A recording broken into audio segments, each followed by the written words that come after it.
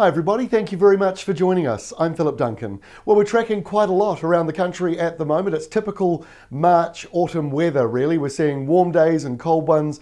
We're seeing a number of lows and highs, and as we head in towards the weekend, nothing really changes. We've still got a lot going on, including a huge storm in the Southern Ocean. It is not directly coming here, don't worry, but it is going to brush us and it's going to bring in a bit of wind and rain. And when you see the map showing it, you might be a little surprised as just how big this system actually is. But this is how we look for Thursday. Ex-cyclone Linda already. It was only a cyclone for a day. Out here in the Coral Sea, it's already starting to fall apart. It's going to track down along that line there and end up just north of New Zealand, the remnants of it, which will just be a very, very weak area of low pressure and a few big downpours. It should be mostly north of the country.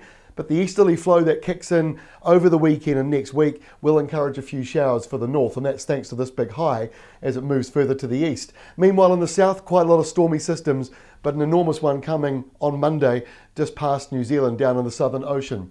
But it's not there as we kick off on Friday, although it is a bit windy. We've got a cold southerly now coming through across the South Island, and it will be windy, maybe even gale force through the Southern Alps, and a bit windy through the central part of New Zealand too, around Cook Strait. So these are southerlies, and it is cold. The temperatures really do drop around Otago and parts of Southland as well on Friday, just for the day. Once we get into the weekend, things do start to warm back up again, and this is how Saturday looks.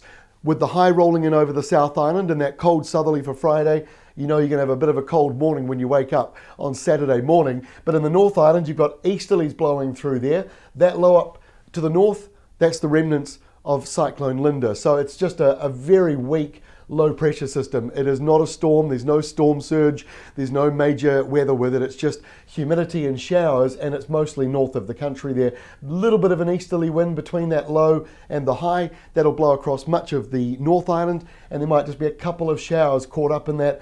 Otherwise, nothing too serious.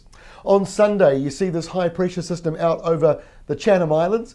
The remnants of Linda just lying to the north there, just a few showers. Really, the whole system's gone now, and we've got just a big easterly flow to the north of New Zealand, but building in the wings is the northwest flow. So Sunday itself, not a lot of weather going on, just a couple of showers in the north, a bit of an easterly from Auckland, Coromandel Peninsula northwards, and in the South Island, you've got a northerly quarter wind. It could be northwest and northeast and northerly, and maybe a couple of late showers coming in for the west coast. Look at all the nor'westers building, and let me show you this huge storm now in the Southern Ocean for Monday. Look at this.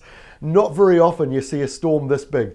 935 hectopascals, that's the central air pressure down in the Southern Ocean. Now remember, the globe is curved, so as this storm, it's not tracking sideways like that, it's actually going down and around Antarctica, which is off the screen. So it won't get any closer than this, but look at the air pressure gradient all the way up to Cook Strait. I mean, this is enormous. So this is as close as it gets. We could be seeing gale force winds around the South Island on Monday and some pretty heavy rain on the west coast as well. And that is all associated with this enormous storm in the Southern Ocean pressing up against this very big high east of the Chatham Islands. So welcome to autumn. That's all from me. We'll update you again on Friday.